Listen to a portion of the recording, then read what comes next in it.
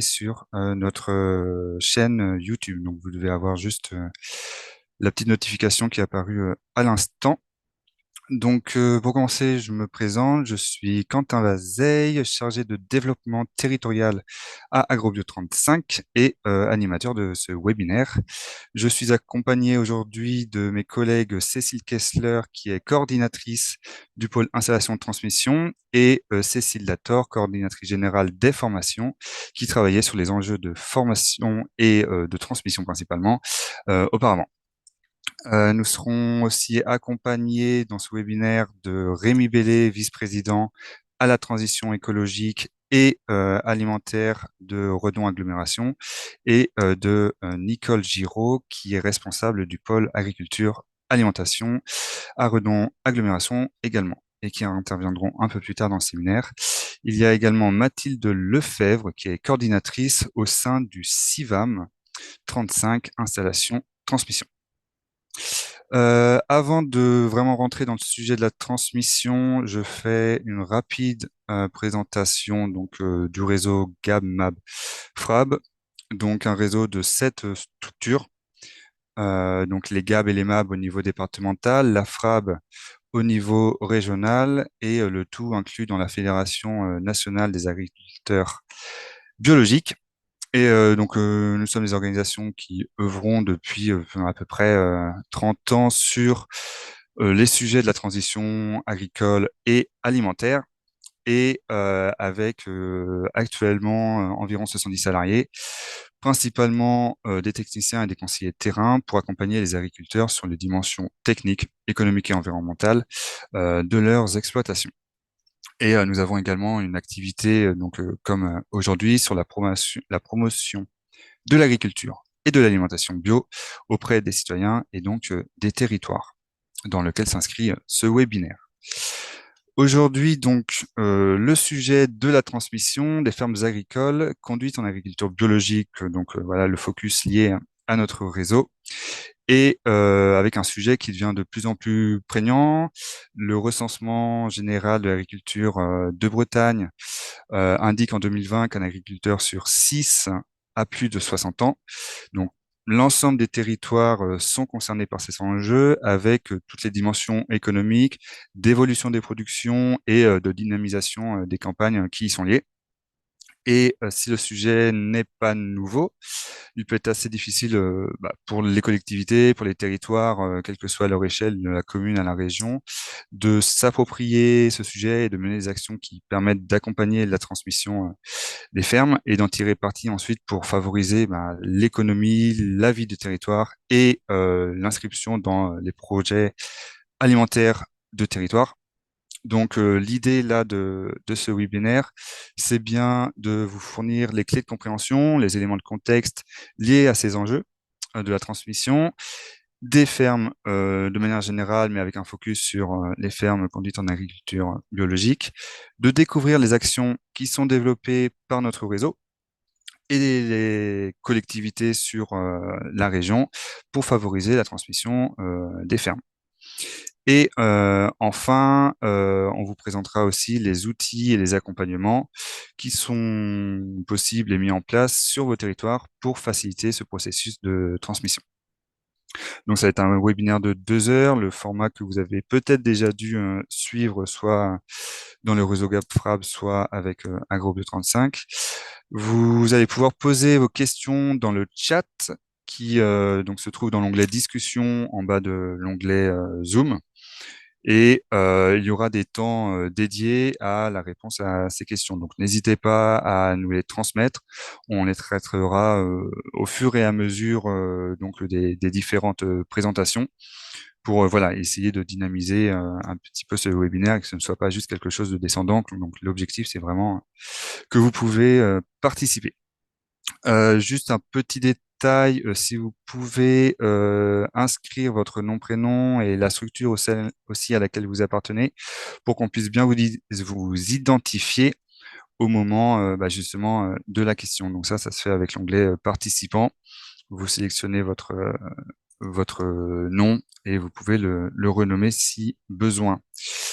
Euh, Maintenant que ça c'est fait, je rentre dans le déroulé du webinaire, donc qui s'affiche normalement à l'écran avec un premier point de Cécile Kessler sur la transmission des fermes bio, le contexte, les enjeux et les leviers, qui sera suivi par nos actions et nos actualités, donc du réseau Gab Frab, et également une petite actualité sur l'ensemble du réseau national. Et Cécile terminera sur un zoom sur la formation Transmettre pour installer, qui est co-organisée par le Gab 56 et le CIVAM AD 56. Ensuite, interviendront donc Rémi Bellet et Nicole Giraud de Redon Agglomération pour présenter leur PAT et le travail multipartenarial qu'ils ont réalisé en faveur de la transmission et des les pistes d'action, pardon, qu'ils ont identifiées. Ensuite, on reviendra sur les actions du GAB et justement de partenariat avec Terre de Liens et le CIVAM 35, installation de transmission, puisque Mathilde Lefebvre vous fera une présentation de notre offre de service dédiée à la transmission à destination des collectivités territoriales. Donc là, plutôt communes et EPCI. Et enfin, il y aura un focus fait sur le diagnostic bio-renfort qui sera présenté par Cécile Lator.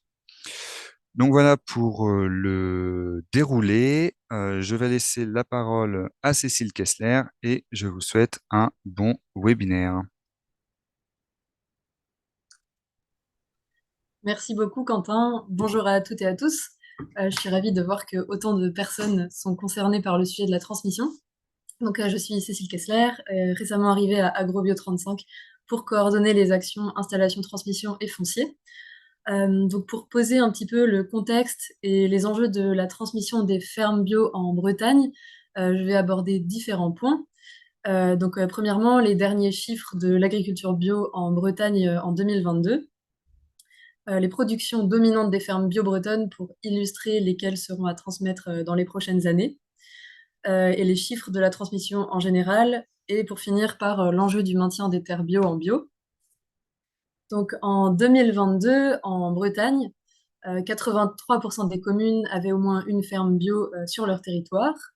Au niveau de la région, il y a plus de 4000 fermes bio et la part des exploitations en agriculture biologique et en conversion a triplé entre 2010 et 2020 pour atteindre 15,4% des fermes sur la région en 2022. En termes de surface, ça représente à peu près 170 000 hectares, dont 18 660 en conversion, ce qui représente 11,3% des surfaces de la région. Donc pour comparer avec la France métropolitaine, en 2022, la part des fermes françaises engagées en bio était de 14%, et la part des surfaces bio dans la surface agricole française était de 10,7%. Donc pour la région Bretagne, on est un petit peu au-dessus de la moyenne nationale. Pour ce qui est des productions dominantes des fermes bio bretonnes, on voit qu'il y a 25% de fermes qui sont en bovin lait sur la région Bretagne, 22% de fermes qui sont conduites avec une production dominante en légumes. Ensuite, on passe à 11% pour les grandes cultures et 7% pour les fermes en volaille et en production de cultures fourragères. Donc, ça illustre bien que ce sont bien les fermes laitières qui vont être à reprendre dans les prochaines années. Donc c'est ces fermes-là que l'enjeu de la transmission concerne principalement. Le chiffre des fermes bio en légumes est moins concerné par la transmission parce que la moyenne d'âge des personnes qui s'installent en maraîchage et en légumes est moins élevée, enfin est plus basse que les fermes qui sont actuellement conduites en bovin lait. Donc voilà. Pour ce qui est de la transmission en Bretagne, entre 2010 et 2020, on a perdu un quart des fermes sur la région, donc moins 24% de fermes. En France, on a perdu une ferme sur 5, et le chiffre monte à une ferme sur 3 pour les fermes qui sont spécialisées en élevage. En parallèle, la surface agricole utile des fermes a augmenté de 14 hectares en moyenne, à la fois pour la région Bretagne et en France métropolitaine. La taille moyenne des fermes en Bretagne est donc de 62 hectares en 2020. Et à titre de comparaison, elle est de 42 hectares pour les fermes bio. En 10 ans, l'emploi agricole a perdu un équivalent temps plein sur 10. Et il y a aussi une forte diminution du nombre de chefs d'exploitation et de co-exploitants. Donc moins 22% entre 2010 et 2020 et moins 18% en France métropolitaine. Donc Quentin l'a mentionné dans l'introduction de ce webinaire, un chef d'exploitation sur 6 a plus de 60 ans en Bretagne, et en France métropolitaine, on parle de 1 sur 4. Voilà, un petit peu pour un chiffre marquant. Et en 2020, en Bretagne, 40% des responsables d'exploitation à plus de 55 ans, et ils sont à la tête de la moitié des fermes de la région, c'est-à-dire qu'une ferme sur deux est en situation d'être transmise dans les 10 prochaines années, ce qui représente à peu près 45% de la SAU. Donc voilà pour le tableau général. Cette situation, elle n'épargne pas les fermes bio, évidemment. C'est pourquoi une étude a été menée conjointement par Agrobio 35 et le CIVAM 35IT en 2023 pour soulever les freins et les leviers au maintien des terres bio en bio au moment de l'arrêt d'activité des exploitations biologiques, à partir d'entretiens qui ont été réalisés auprès d'agriculteurs et d'agricultrices bio, qui seront en situation de transmettre dans les 10 prochaines années. Cette étude a permis de montrer les déterminants de la transmission des terres bio. Donc, ils sont de 3 ordres. Le premier, ce sont les déterminants psychosociaux, qui sont similaires à ceux des fermes non bio, mais qui sont nuancés quand même.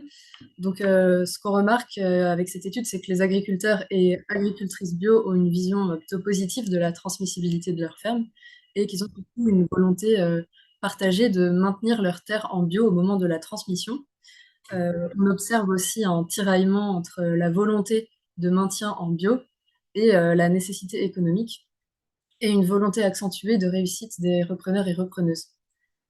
À ça s'associent des déterminants structuraux et techniques qui sont propres aux fermes en agriculture biologique. Donc, on note particulièrement que pour les fermes herbagères bio, le coût de reprise est relativement faible, que le temps de travail sur les fermes est plutôt maîtrisé, plus ou moins important selon le système, et que le parcellaire groupé est favorable à la transmission. Et l'étude soulève que certains déterminants sont dépendants des territoires d'où la ferme est implantée, notamment l'insécurité foncière, qui est liée à la pression de l'urbanisation, notamment. Et on observe aussi une forte volonté du maintien de la vocation agricole de la ferme. Et la question de la maison d'habitation est prégnante, parce que le prix des maisons d'habitation dans certaines zones du territoire peut freiner des installations. Du coup, cette étude-là, elle permet d'avoir une vision assez qualitative des freins à la transmission des terres bio en bio. Cet enjeu-là de la transmission des fermes bio, il est aussi quantitatif. Donc aujourd'hui, on sait que dans 80% des cas, les terres sont transmises en bio au moment de l'arrêt de l'activité d'une ferme bio. On sait aussi que dans 9% des cas, elles repartent en conventionnel et que pour 11% des cas, le devenir des terres est incertain. Donc incertain, c'est-à-dire pour cause d'absence de repreneurs, ou alors pour des usages non agricoles derrière. Donc ça fait en tout 20% des terres qui sont susceptibles d'être transmises et qui sont menacées de subir une dégradation du mode de production avec un impact négatif sur l'environnement dans son ensemble. Donc on l'a vu, la moitié des agriculteurs bretons est concernée par un possible arrêt d'activité dans les 10 prochaines années. Ça correspond à 45% de la SAU. Donc à l'échelle de la Bretagne, le risque que les terres conduites en bio ne soient pas transmises en bio, ça concerne environ 15 000 hectares, ce qui n'est pas négligeable. Et donc en Ille-et-Vilaine, on a décidé de mener une étude sur cet enjeu précis en 2024. Donc, pour résumer rapidement ce qu'on vient de voir dans ce contexte, le nombre des chefs d'exploitation a diminué d'un quart en 10 ans et la surface moyenne des fermes a augmenté de 14 hectares sur la même période. Dans les 10 ans à venir, c'est une ferme sur deux qui sera à transmettre. et 20% des terres bio risquent de ne pas être maintenus en bio au moment de la transmission. Donc dans ce contexte-là, les enjeux de la transmission des fermes bio sont multiples pour les territoires. Un des premiers enjeux, c'est d'avoir et de maintenir des campagnes qui sont vivantes et dynamiques. La transmission, elle permet de maintenir des sièges d'exploitation et donc de maintenir, voire de développer de l'emploi localement. Ça permet aussi d'assurer l'entretien des paysages et la préservation des ressources naturelles. L'agriculture bio est le mode de production qui offre le plus d'impact positif pour le territoire d'un point de vue socio-économique et environnemental. C'est le meilleur mode de production pour préserver la ressource en eau et la biodiversité, par exemple. Euh, L'enjeu de maintien des terres bio en bio et des fermes bio sur le territoire permet aussi de maintenir une production alimentaire de qualité, donc d'avoir une offre bio locale pour l'approvisionnement de la restauration collective et permet aussi d'avoir une offre de produits et de production diversifiée et locale pour les consommateurs et consommatrices. Et enfin, transmettre les fermes bio, c'est aussi agir pour que les fonds publics qui ont été investis ne soient pas gaspillés et que le travail humain et technique qui a été déployé sur les fermes bio au moment de la conversion et pour maintenir ce système vertueux ne l'ait pas été en vain. Donc, en tant que collectivité, on peut se demander comment on peut agir sur cette question. Un rapport du Conseil économique, social et environnemental affirme que l'implication des collectivités représente un véritable effet levier pour agir sur la transmission des fermes. En effet, à travers les compétences en développement économique, en aménagement du territoire, en tourisme, en restauration scolaire, les collectivités peuvent créer un contexte qui est propice à la transmission sur leur territoire. Donc voici là quelques moyens d'action pour les collectivités. Donc, je ne vais pas tout détailler ici parce que dans la suite du webinaire, on pourra creuser certaines actions qui sont évoquées. Mais en gros, voilà, l'enjeu du renouvellement des générations agricoles, c'est un des enjeux majeurs des prochaines années. Et les collectivités peuvent participer à faire de la transmission un enjeu central sur leur territoire. Ce sont elles qui sont le mieux placées pour connaître les agriculteurs et les agricultrices localement, notamment les productions, les âges des agriculteurs et agricultrices, et s'il y a des repreneurs en vue pour les fermes. Et ce sont vraiment ces données qui sont importantes à avoir en tête pour pouvoir derrière construire des plans d'action adaptés. Les collectivités peuvent aussi sensibiliser les cédants du territoire, former les élus et les agents des collectivités à cet enjeu et créer un réseau communal pour repérer et mobiliser les futurs cédants sur ce sujet de la transmission.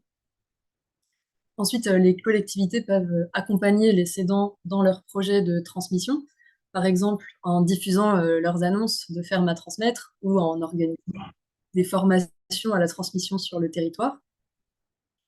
Et enfin, les collectivités peuvent faciliter le passage de relais pour les porteurs de projets en organisant, par exemple, leur accueil sur le territoire. Et ça peut passer par proposer des solutions de logement ou alors cofinancer des aides à l'installation.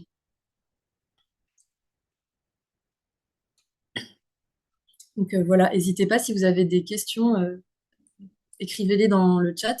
Là, je passe à une partie suivante, plus sur les actions et les actualités du réseau, mais je pourrais prendre les questions s'il y en a à l'issue de cette partie-là. Donc, Quentin a rapidement présenté le réseau en introduction. Et concernant la transmission, voici comment le réseau est structuré. Donc, le fonctionnement, il est ascendant, c'est-à-dire que les besoins remontent du terrain, des départements vers la région, puis vers la Fédération nationale d'agriculture biologique au niveau national. Dans chaque département et au niveau régional, il y a une commission installation-transmission qui est composée d'agriculteurs et d'agricultrices bio. Et il y a aussi une commission future bio au niveau national et un référent agriculteur national. Dans chaque GAB, il y a une administratrice ou un administrateur qui est référent sur la thématique de la transmission et une personne salariée que vous pouvez contacter. Et les contacts de chaque personne dans les différents GAB et MAB seront indiqués à la fin du webinaire. Il y a également donc une référente agricultrice à la Fédération régionale d'agriculture biologique. Et la feuille de route sur l'installation de transmission régionale se décline en 4 volets, dont 2 concernent directement la transmission. Le premier, c'est donner envie de transmettre. Le deuxième, c'est susciter des vocations pour les porteurs de projets. Le troisième, c'est faciliter les installations en bio. Et le dernier, c'est sur la durabilité des installations et la transmissibilité des fermes. Donc, on le voit au sein du réseau, la transmission des fermes bio est un sujet qui est transversal et qui est abordé avec les collectivités. Actuellement, les MAB et les GAB bretons mènent différentes actions sur la transmission. Il y a à la fois des actions de formation qui sont menées, par exemple dans les Côtes d'Armor sur la valeur de la ferme et dans le Morbihan sur l'aspect humain de la transmission avec le CIVAM AD56. Il y a aussi des actions qui sont menées auprès des territoires et des collectivités directement. Par exemple, le GAB du Finistère mène actuellement une enquête téléphonique sur la transmission des fermes bio sur le périmètre du parc naturel régional d'Armorique auprès des cédants qui vont céder dans les 5 ans à venir. Et le réseau agit avec les collectivités dans le cadre des projets alimentaires territoriaux, notamment le GAB 56 et AgroBio 35 avec Redon Agglomération. Voilà. Donc les GAB portent également des actions d'accompagnement individuel, des accompagnements au chiffrage de la ferme. On porte aussi le diagnostic bio-renfort qu'on présentera plus loin dans le webinaire. Et dans le réseau, on met aussi en relation les cédants avec des porteurs de projets.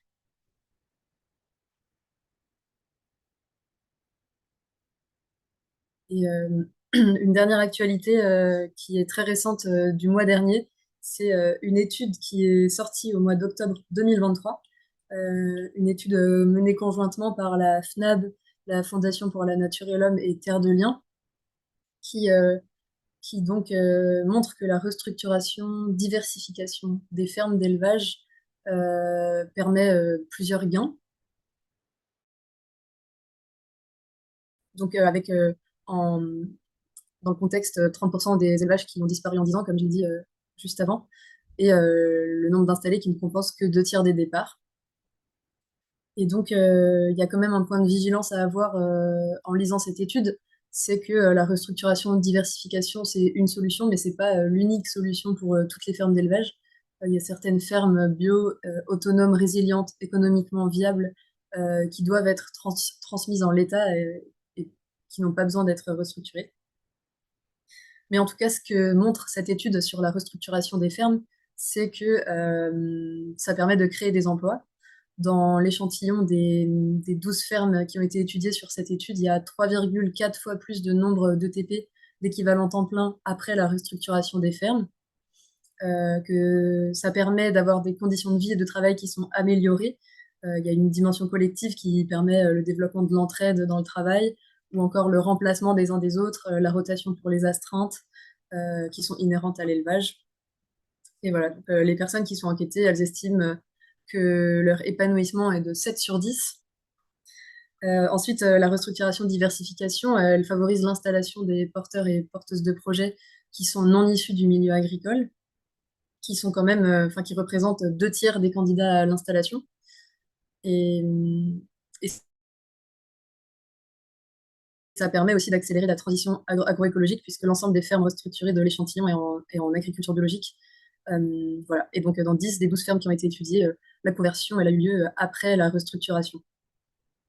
Et donc, ce sont aussi des fermes qui contribuent au dynamisme des territoires et qui participent notamment à vendre leur production en circuit court et qui tiennent et aussi à la restauration collective et qui organisent aussi parfois des événements et qui contribuent à augmenter la population de certains des villages dans lesquels elles sont implantées. Donc voilà à peu près pour les actualités du réseau. Merci Cécile. Donc là, n'hésitez vraiment pas à poser les questions dans le chat. Comme ça, on va pouvoir les reprendre sur ces deux premières parties. Il y a une première question d'Audrey Homo sur accompagnez-vous les transmissions familiales ou seulement les cédants en recherche de repreneurs et si oui, par quelle mesure? Cécile, est-ce que tu peux répondre à la question? Et je me demande s'il n'y a pas d'autres structures qui sont présentes qui pourraient amender. Ah oui, tout à fait. Alors, on accompagne tout type de transmission, euh, mais en fait, on accompagne principalement les agriculteurs qui viennent nous solliciter. Donc, si c'est des agriculteurs qui nous sollicitent dans le cadre d'une transmission familiale, on peut les accompagner, mais c'est principalement des agriculteurs qui n'ont pas de repreneur identifié dans la famille, qui nous sollicitent à la fois pour évaluer la valeur de la ferme, ou encore pour diffuser leurs annonces auprès de notre réseau et des porteurs de projets qu'on accompagne. Euh, voilà, donc on peut aussi accompagner voilà, les cédants pour trouver des repreneurs. Je vois que Mathilde veut peut-être intervenir. Oui, si je peux me permettre, au niveau des CIVAM, notamment, on fait tout un travail d'accompagnement sur les aspects plutôt humains et l'approche globale des projets de transmission. Et en ça, on s'inscrit dans tout un réseau d'acteurs qui travaillent autour de cette question de la transmission. Du coup, il y a à la fois le réseau transmission qui est notamment piloté par les chambres d'agriculture, les CIVAM, les GAB. Chacun vient apporter sa pierre à la construction de cet édifice fragile autour de l'accompagnement à la transmission avec l'idée d'être à la fois sur des accompagnements de la personne, voilà, comment la personne, elle peut se projeter sur l'après-activité agricole et qu'est-ce que ça signifie pour elle et comment elle se prépare à la fois pour elle et puis dans la transmission de l'outil, comment on accompagne l'évaluation de l'outil, comment on met en relation avec des repreneurs, comment est-ce qu'on accompagne voilà, ce moment du passage de relais. Donc ça, c'est tout un processus qui est accompagné à la fois par des temps collectifs, les formations dont vous allez reparler juste après, construire son projet de transmission. Il peut y avoir d'autres types d'offres de formation, calculer ses droits à la retraite, les aspects psycho-affectifs. Donc voilà, il y a aussi des espaces de rencontre que sont des soirées ou des cafés autour d'une thématique de la transmission. On invite des transmetteurs à venir entendre des témoignages. Puis après, il y a toute une partie accompagnement individuel avec des diagnostics. Il y a un focus qui sera fait sur BioRenfort, qui est un des outils qui sont à la disposition des cédants aujourd'hui pour voilà, poser un état de la situation de la transmission.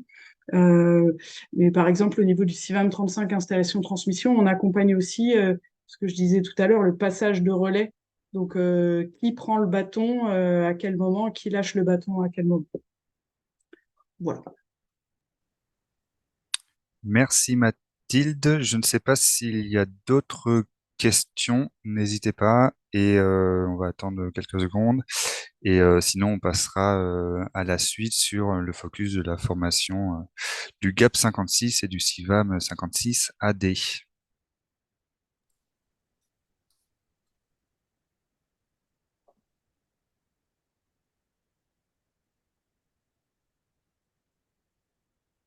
Je pense qu'on peut passer. Cécile, je te laisse continuer et toujours pareil, n'hésitez pas à poser vos questions et on les prendra juste après.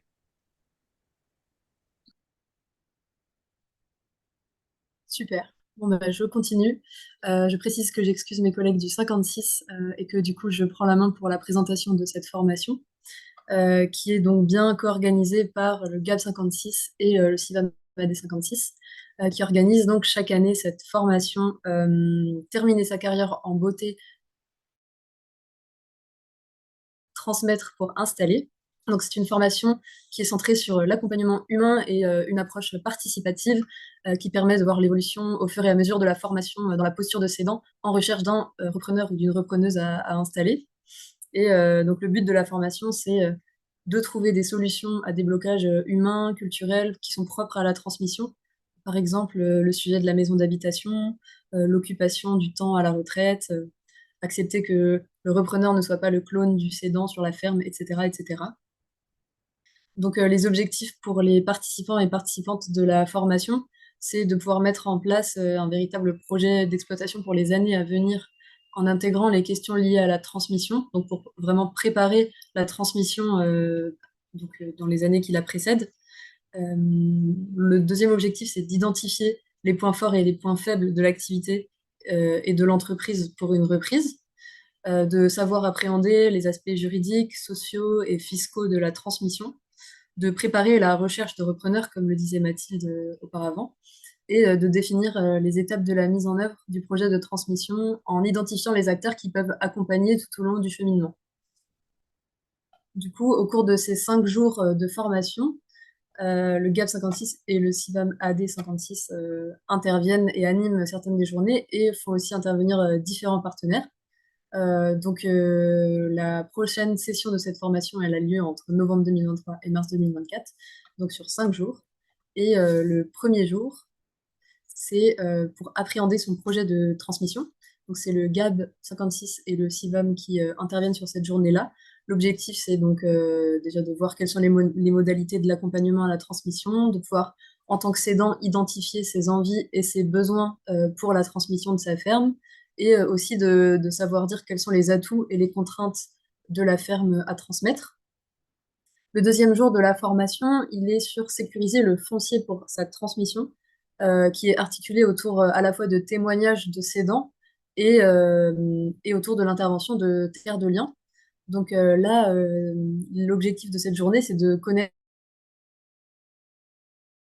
les diverses possibilités de transmission des terres, de comprendre le statut du fermage, le contrôle des structures et aussi les nouveaux outils collectifs de transmission du foncier. Le troisième jour, il s'articule sur l'anticipation de la fin de sa carrière pour évoquer donc le projet de retraite, les investissements à réaliser dans les dernières années, en ayant en tête évidemment le fait que la ferme doit rester transmissible et d'anticiper la rencontre avec les repreneurs. Donc cette journée-là est animée par le CIVAM AD56. Et la quatrième journée est autour des aspects juridiques et fiscaux de la transmission. Donc là, sont abordées les différentes méthodes d'évaluation de la ferme, les démarches administratives à réaliser avant le départ à la retraite et l'appréhension des enjeux juridiques, sociaux et fiscaux d'une cessation d'activité.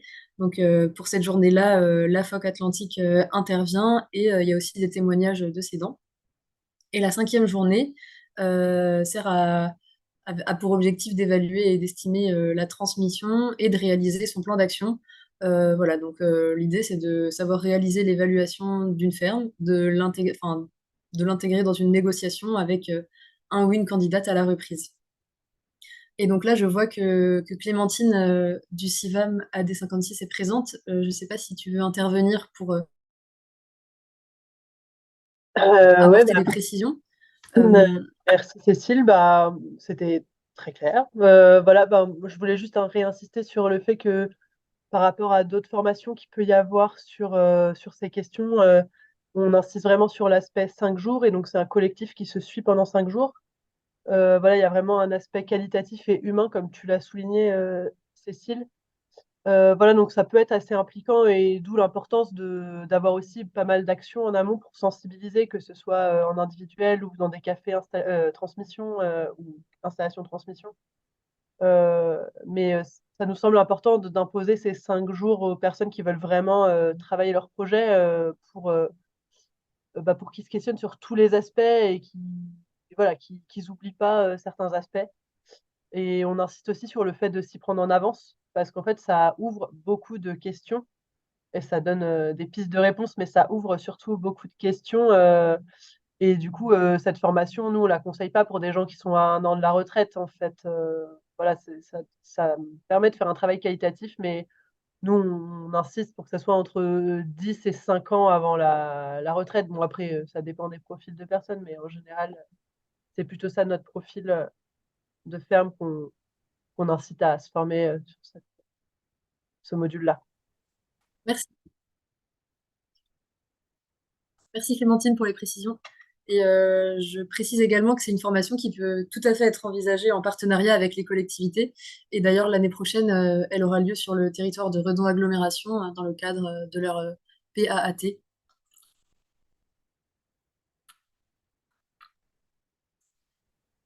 Merci Cécile. Je ne vois pas d'autres questions à ce stade.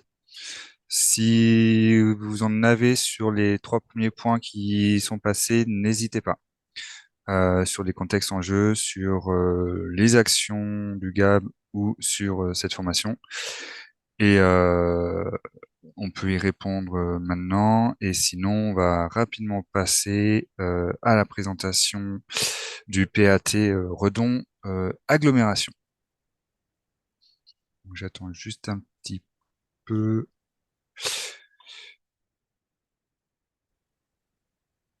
Et du coup, donc, la présentation du PAT Redon Agglomération avec l'intervention de Rémi Bellet, vice-président délégué à la transition écologique et alimentaire, et Nicole Géraud, responsable du pôle agriculture, alimentation et ESS à Redon Agglomération, qui vont nous présenter la construction de leur projet alimentaire et agricole du territoire avec le travail multipartenarial en faveur de la transmission des fermes. Et Cécile, je te laisse reprendre la main sur ces échanges. Merci Quentin. Du coup, juste pour un petit contexte, donc Agrobio 35 et le GAP 56 ont répondu à l'appel d'offres de Redon Agglomération avec un ensemble de partenaires. Et cet ensemble de partenaires qui va s'afficher à votre écran a obtenu 2 lots sur 3 qui seront présentés juste après. Et donc cet exemple-là illustre que le réseau GAPFRAB, c'est un réseau qui est capable d'apporter une réponse collective et aussi de faire partie d'un réseau de partenaires pour répondre aux enjeux de la transmission agricole d'une collectivité. Donc, Monsieur Bellet, Madame Giraud, je vous remercie pour votre présence et pour permettre du coup aux participants et participantes de ce webinaire de mieux cerner les spécificités de Redon Agglomération. Est-ce que vous pouvez nous parler un petit peu du contexte agricole du territoire? Bonjour à tout le monde. Donc, c'est à moi de parler avant Nicole. D'abord, je me présente. Donc, moi, je suis Rémi Bellet, je suis paysan à Plessé. Et du coup, alors Plessé, c'est un peu de l'autre côté de l'eau, donc c'est plutôt en Loire-Atlantique. Et du coup, je suis premier adjoint sur la mairie de Plessé en charge de l'agriculture, de l'alimentation, de l'environnement, de la biodiversité. Et je suis aussi du coup vice-président au niveau de Redon Agglomération sur les thématiques en fait des transitions, alors qu'elles soient alimentaires ou énergétiques avec le PAT et le PCAET. Voilà, voilà. Tu te présenteras tout à l'heure, Nicole, ou pas comme ça? Oui, oui, je me présenterai tout à l'heure. D'accord. Bon. Bah, de toute façon, merci, en premier lieu, à Agrobio 35 d'avoir lancé en fait ce webinaire. Je pense que c'est important en fait de transmettre en fait ce qu'on fait en fait sur les territoires pour voilà pour apporter beaucoup de choses en fait au territoire en règle générale. Du coup, le contexte en fait de Redon Agglomération, donc déjà Redon Agglomération, comme je disais, c'est à cheval sur la Vilaine, avec trois départements et deux régions. Donc le 44, le 35, le 30, le 56, et puis les deux régions Bretagne et Pays de Loire. C'est 68 000 habitants et 31 communes autour de Redon. Donc vraiment avec la ville-centre Redon qui est le nœud en fait et où tout le monde se rejoint. Voilà. Avec beaucoup aussi de différences en fait des territoires où une partie de la population va sur Vannes, l'autre sur Rennes et l'autre sur Nantes. Et des fois, on a voilà, avec des contextes historiques un peu différents aussi des deux côtés, et qui fait que, ben, des fois, voilà, on travaille pas de la même façon, mais des fois, ça apporte des belles choses aussi parce que on est hyper complémentaires en fait sur différentes actions. Donc voilà. Je te laisse défiler, Cécile, si tu veux. Voilà, on a voulu aussi, avant d'évoquer le PAT qui a été mis en place, un peu vous présenter un peu le contexte agricole du territoire. Du coup, bah, vous voyez les chiffres, donc c'est 729 fermes. Là, c'est les chiffres 2020. Et donc, on a perdu 30% en fait des fermes et 20% en fait des chefs d'exploitation. Et du coup, comme un seul, en fait, forcément, en fait, les surfaces agricoles par exploitation agricole ont augmenté. Elles sont passées de 60 hectares à 84 hectares en moyenne sur 2010, de 2010 à 2020. Donc voilà, quand on voit une exploitation agricole ou une ferme à 84 hectares, maintenant voilà, ça commence à quand même être des fermes assez grandes. La particularité en fait de notre territoire, c'est donc voilà, c'est les 10 000 hectares de marais qu'on a en fait sur la surface de 61 800 hectares. Donc voilà, 15% en fait des terres sont quand même en marais, donc c'est pas négligeable et du coup ça se ressent un peu sur la production principale qui est plutôt basée sur la production laitière et sur la production de viande bovine. Donc à moitié en fait de la production c'est des productions de bovins. Un peu de polyculture élevage, 11%, et puis un peu de céréales, 10%. Donc vraiment un territoire basé en fait sur l'élevage, qu'il soit laitier ou viande bovine, avec peu en fait de production hors sol, type porcin, un petit peu plus en Ille-et-Vilaine qu'en Loire-Atlantique, mais voilà, on a un peu de différence par rapport à ça. Et puis, voilà, un territoire où l'agriculture biologique est très présente. Donc, avec 23% de la SAU en agriculture biologique, ce qui représente à peu près 27% en fait des fermes sur le territoire. Donc, c'est pas négligeable, avec des différences forcément entre le 44, le 35 et le 56, car on est un peu plus, je pense, en fait, en Loire-Atlantique, sur l'agriculture, basée sur l'agriculture biologique. Voilà, on continue en fait sur les chiffres un petit peu, sur les départs installations. Bon là, tout ça, ça sort des diagnostics. Donc, on s'aperçoit en fait que 30% des chefs d'exploitation ont plus de 55 ans et plus, ont plus de 55 ans. Que depuis 10 ans, on a eu 385 départs de chefs d'exploitation. Du coup, on a estimé quelque part à 35 à 45 départs en fait par an et du coup de départs en retraite, donc de fermes transmissibles par an en fait sur le territoire. Donc ça c'est des chiffres qui restent importants. Donc voilà, on part de ces chiffres-là pour se dire qu'il y a quand même un travail à faire autour de ça. Voilà, et du coup, voilà, on a estimé à peu près, par rapport actuellement, on dit que sur le territoire, en fait, sur un départ, il y a 0,75 installations. Donc voilà, à la louche, on a estimé à peu près les installations qu'on pourrait avoir en fait sur les 10 ans à venir, c'est 293 installations, en partant en fait du même coefficient d'installation par rapport au départ. Voilà pour le contexte agricole. Je pense que c'était la dernière slide avant de rentrer dans le PAT, le vif du sujet. Merci beaucoup, Monsieur Bellé, pour cet aperçu qui illustre bien en fait l'importance de réaliser un diagnostic de son territoire. Et suite à ce travail, du coup, quels axes principaux sont ressortis du programme agricole et alimentaire de territoire de Redon Agglomération? Et si vous voulez, oui, faire donc un historique, allez-y. J'imagine que c'est à vous, Nicole. Oui, bonjour à tous. Donc, Nicole Giraud, moi je suis responsable du pôle agriculture, alimentation et ESS qui est rattaché à la direction de l'économie à Redon Agglomération. Je vais essayer d'aller assez rapidement pour vous rappeler un peu dans quel contexte s'est lancé notre PAT. Donc avant 2017, on avait déjà entrepris quelques actions de soutien à l'approvisionnement en produits locaux de qualité, produits bio pour la restauration collective. On avait aussi acquis du foncier agricole sur lequel on avait déjà installé un espace test agricole et des agriculteurs installés sur des petites surfaces. Et on avait aussi construit des multi-accueils, donc des crèches, avec tout de suite dans l'idée d'avoir une cuisine sur place avec des produits locaux et des produits bio. Du coup, en 2017, les élus ont décidé de se lancer dans un PAT. Et en 2017, donc, on a travaillé sur une charte en impliquant des professionnels, des élus, des habitants, pour essayer de constituer un peu un socle d'ambition commune. Et en fait, ce document, cette charte, elle cadre un peu, enfin, c'est pas un peu, elle cadre complètement les actions qu'on mène aujourd'hui.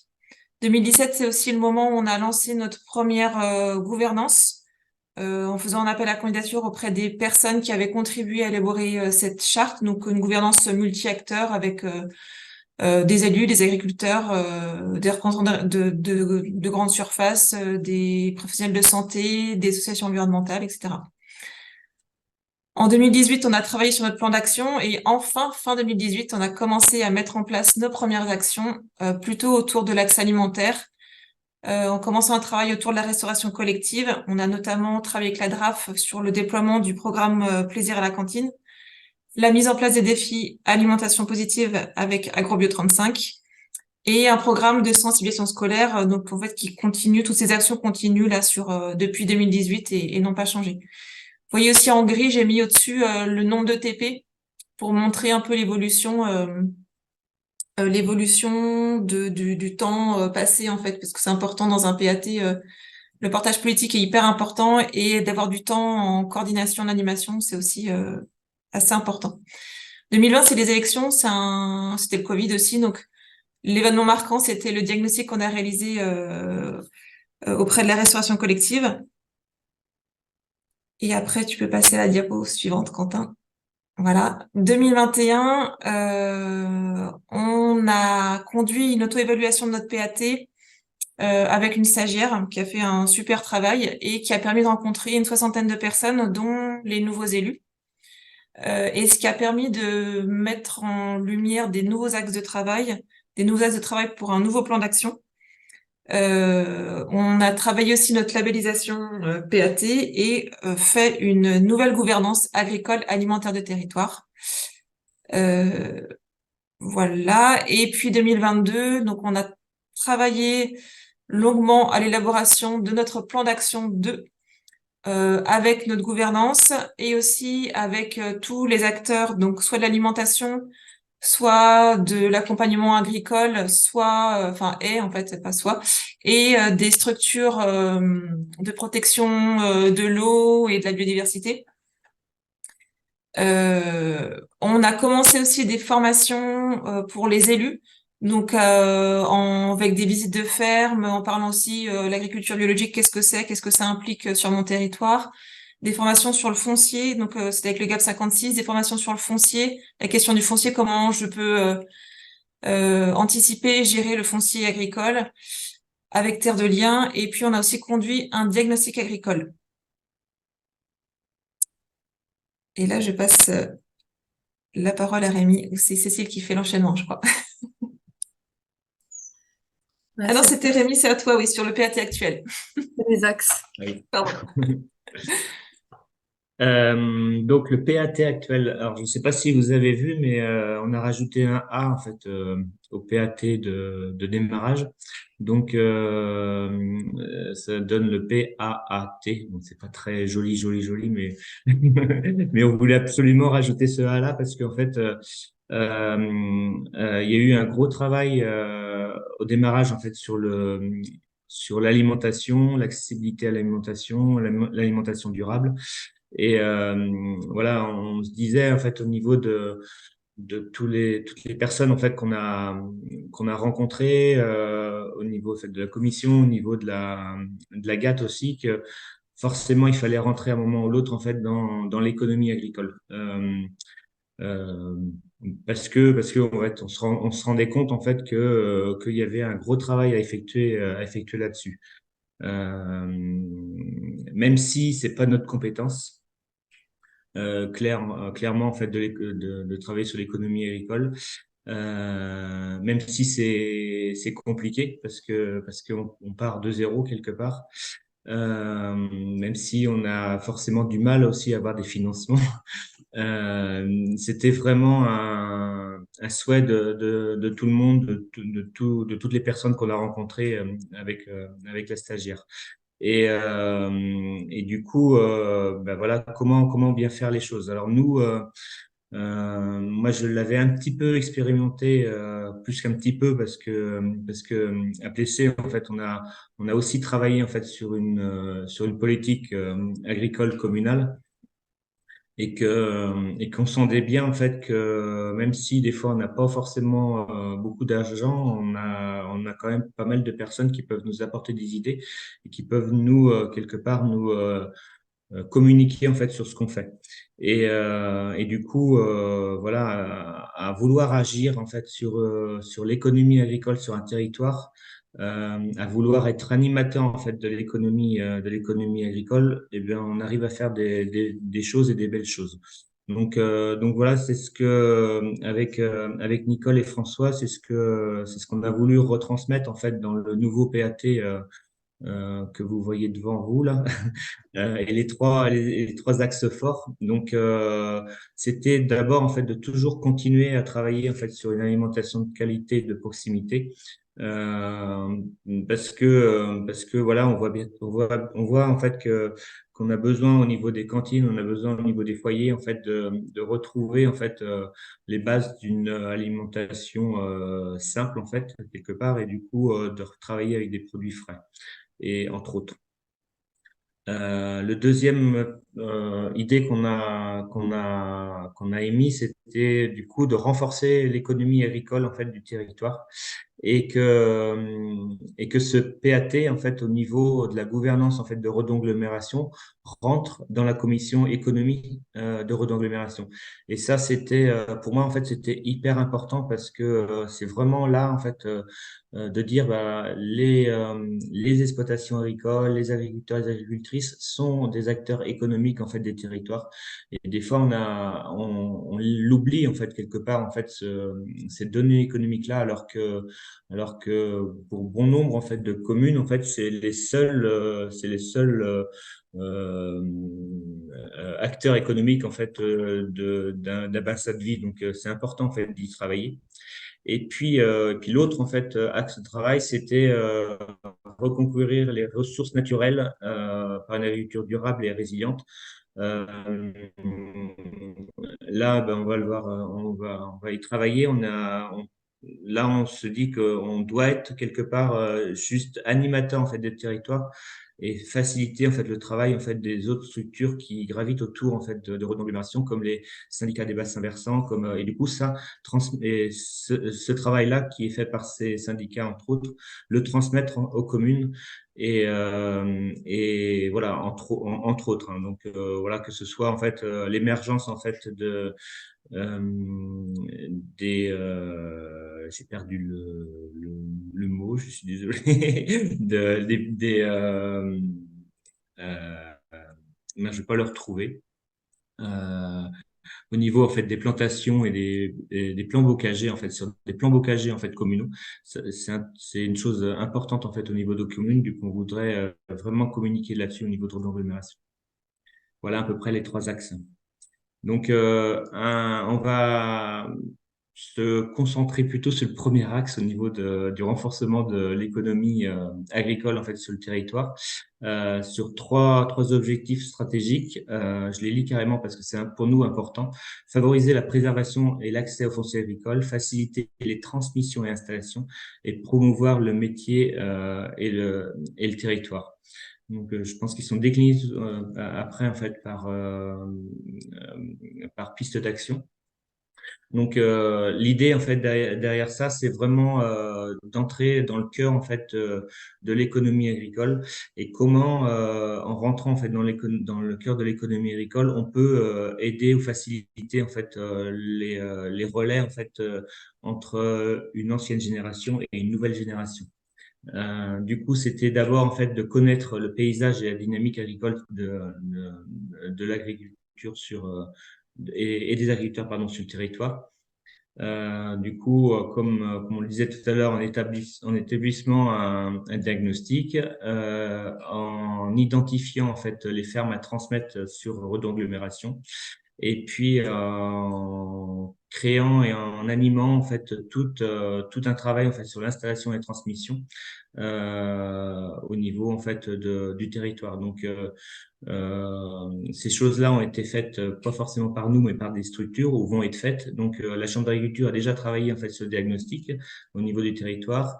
Là, on a ouvert et créé un marché public en fait pour les autres actions. Donc la première action en fait au niveau de l'identification des fermes, c'est le CIVAM 35 qui a reçu voilà, qui a eu l'appel à projet en fait pour aller démarcher toutes les fermes au niveau du territoire.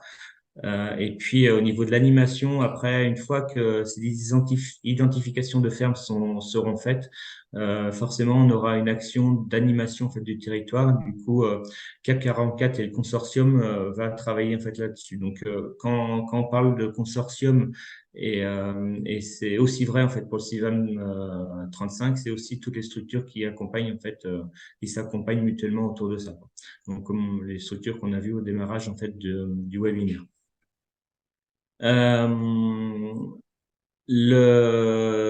L'autre objectif opérationnel, c'est déployer une boîte à outils en faveur en fait de l'installation et des transmissions.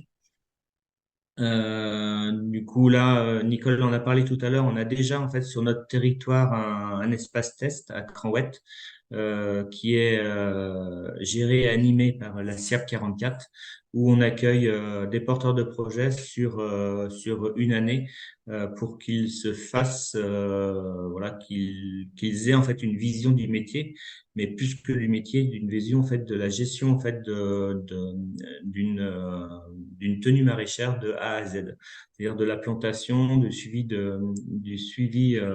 de la pousse des légumes, on va dire ça comme ça, et puis aussi de la commercialisation derrière. Donc c'est un espace test qui fonctionne très bien. Et puis voilà, je pense qu'on en est fiers en fait. Voilà, ça n'a pas été mis en place là, ça a été mis en place en 2017, c'est bien ça, Nicole? Et, Oui, c'est ça. et du coup, voilà, ça fonctionne plutôt pas mal. Après, du coup, l'idée aussi, c'était de structurer un pôle ressources en faveur en fait des installations de transmission. Donc là, en fait, c'est toutes les structures qui vont travailler là-dessus. Et un programme d'animation, d'accompagnement sur cette boîte à idées là aussi. Du coup, boîte à outils, donc avec Cap 44 aussi autour de ça, quoi. Et puis notre idée aussi, c'est pas de travailler tout seul dans son coin au niveau d'un territoire. C'est aussi et je l'ai bien ressenti en fait quand je suis arrivé à Rhône d'agglomération, c'était vraiment une demande en fait des maires des communes de dire bah voilà comment aussi Rhône d'agglomération peut agir en fait sur le déclin des fermes agricoles. Parce que voilà, ils sont inquiets aussi en fait de l'agrandissement des fermes. Et du coup, comme on lance en fait cet outil-là et ce projet-là, c'est aussi de les mettre en fait dans le bain et de aussi travailler avec eux pour qu'ils soient force de proposition. Ils sont souvent plus à côté, plus proches en fait des agriculteurs que nous quand on parle de Redon. Et c'est important en fait que eux en fait soient dans la boucle le plus souvent possible. Donc voilà, là ça va être aussi en fait un enjeu majeur en fait de notre travail. Donc toujours sur le même axe, mais plutôt sur la promotion du métier agricole sur le territoire. Donc là, en fait, c'est voilà, outiller les acteurs de l'emploi, formation, orientation, insertion. Là, c'est tout le travail en fait qui va être fait par la Chambre d'agriculture pour animer en fait un réseau d'acteurs sur le territoire. C'est aussi voilà informer rendre accessible quelque part en fait ce métier d'agriculteur. Je pense qu'on a besoin encore et encore en fait de montrer que le métier d'agriculteur est un très beau métier. Et qu'on a besoin quelque part en fait de multiplier en fait les porteurs de projets par la suite. Faire connaître et valoriser les métiers. Donc voilà, ça, ce sera un cycle. C'est pareil aussi, c'est un travail qui va être fait par la Chambre d'agriculture. Voilà, autour en fait des jeunes et puis des écoles en fait sur le territoire. Et puis dernier objectif, donc rendre le territoire attractif aux porteurs de projets. Là, on a une agence d'attractivité sur Redon Agglomération, donc on va travailler avec eux pour une stratégie de communication sur le monde agricole. Voilà, on a besoin, au-delà en fait de dire les choses, on a besoin de montrer en fait que Redon Agglomération, entre autres, est un territoire qui accueille les porteurs de projets, dans quelle que soit en fait l'agriculture en fait qu'ils veulent mener. Et puis bah voilà, quoi. Pour nous en fait c'est important aussi parce on voit aussi quelque part que on a des gens qui arrivent de plus en plus habiter sur notre territoire, qui arrivent de l'extérieur et qui des fois ont du mal à comprendre ou à percevoir le métier d'agriculteur. Donc forcément, on aura cette stratégie de communication vers les porteurs de projets, mais aussi vers le monde qui habite sur Redon Agglomération.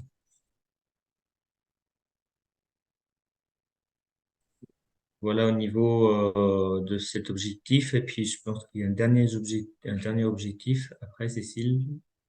Je crois qu'on a oublié la diapo, en fait. Il y a eu un petit Ah couac dans la oui, transmission. d'accord. J'ai renvoyé un diapo ce matin. En fait, il manque la diapo sur plutôt ce qui est en lien avec la préservation et l'accès au foncier agricole.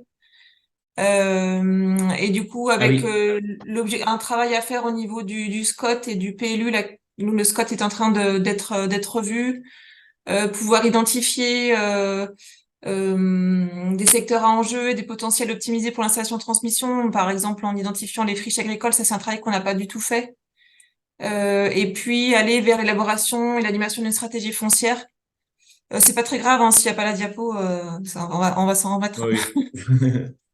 Et puis comme je disais, on a déjà aussi commencé à faire un travail autour d'essayer de former, de sensibiliser peut-être plutôt les élus sur les questions de foncier, quel rôle ils peuvent jouer. Et on se rend compte quand même que c'est un travail. On a fait 2 journées avec Terre de Liens. Et on se rend compte que c'est quelque chose qu'il faut qu'on continue, quoi. 2 journées comme ça, c'est pas suffisant. Il faut de la pratique. Rémi, tu le dis souvent. C'est en se mettant les mains dedans qu'on sait de mieux comment s'y prendre. Ouais, et puis le foncier agricole est hyper complexe parce que plein de structures arrivent. Déjà, en fait, l'économie agricole est hyper complexe déjà d'avance, mais quand on parle du foncier, ouais, c'est pas simple. Et moi, je suis un peu baigné dedans, donc je commence à bien percevoir les choses, mais quand les élus sont pas du monde agricole, quand ils se sont pas penchés en fait sur le foncier agricole, on part de très très loin quoi. Rien que l'aspect le fermage, l'aspect achat, l'aspect SAFER, l'aspect portage foncier. En fait, toutes ces idées-là, en fait, on a besoin encore en fait d'acculturer les élus locaux sur cet enjeu du foncier, qui est pour moi en fait actuellement le nœud de la guerre parce qu'on voit bien encore qu'il y a et je pense qu'il y aura toujours en fait une guerre du foncier agricole. Même chez nous en Loire-Atlantique, on le voyait pas beaucoup. Voilà, c'est là, ça devient un peu pesant en fait quelque part. Donc, et du coup, cette guerre du foncier agricole, elle aide pas non plus, et loin de là, à l'installation et à la transmission des fermes.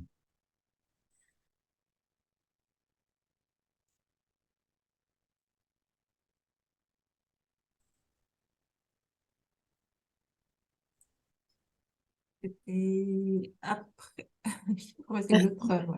Du coup, oui, Nicole, si vous voulez compléter, sinon, moi, je me demandais du coup quels besoins spécifiques sur la transmission Redon Aglo avait identifié, euh, comment vous aviez pris conscience de ces besoins et comment ça s'est décliné en action derrière. Euh, Comme je le disais tout à l'heure, c'est aussi le ressenti en fait des élus locaux qui nous a fait de un penser ça, c'est de dire bah voilà la peur en fait de voir sur certaines communes plus une ferme présente. On a deux ou trois communes où il n'y a que deux ou trois fermes de présentes actuellement, donc voilà. L'arrivée d'investisseurs de très loin qui venaient avec une société acheter des terres. En fait, ça s'est passé sur deux communes en fait sur le territoire. Donc voilà. Les résultats aussi du diagnostic agricole qui nous font voir une sacrée augmentation en fait du nombre d'hectares par exploitation. Euh, Pas forcément une baisse. Si, il y a quand même une baisse en fait du nombre d'actifs agricoles, mais pas autant qu'on le pensait. Donc voilà, mais c'est pas pour ça en fait qu'il ne faut pas agir et loin de là. Nous en fait, par exemple, la PC, on s'est mis comme objectif euh, un départ, une installation pour un départ. Et du coup, depuis 3 ans, voilà, sur les 25 départs, on a 25 installations. Donc, on y arrive. Alors, moi, voilà, je souhaiterais qu'il y ait la même chose, en fait, sur Redon Agglomération. Ça serait vraiment hyper chouette. Mais du coup, je pense on a toujours à travailler, en fait, là-dessus, absolument pour donner la chance aussi à tout le monde de s'installer. Pour aussi, voilà, j'ai vu dans les premières slides en fait du webinaire en fait que l'importance aussi qu'on devait mettre aussi sur garder aussi toutes les exploitations en agriculture biologique en fait sur un territoire. Je pense que c'est important. Il y a eu beaucoup d'argent public pour beaucoup d'argent. De l'argent public pour mettre en fait ces fermes en bio en route. Donc, ça serait vraiment dommage en fait de les voir disparaître maintenant. Donc, je pense que ça va être aussi là, je prends conscience de ça en fait quelque part un des travails, un des travails qu'on va pouvoir faire. Voilà.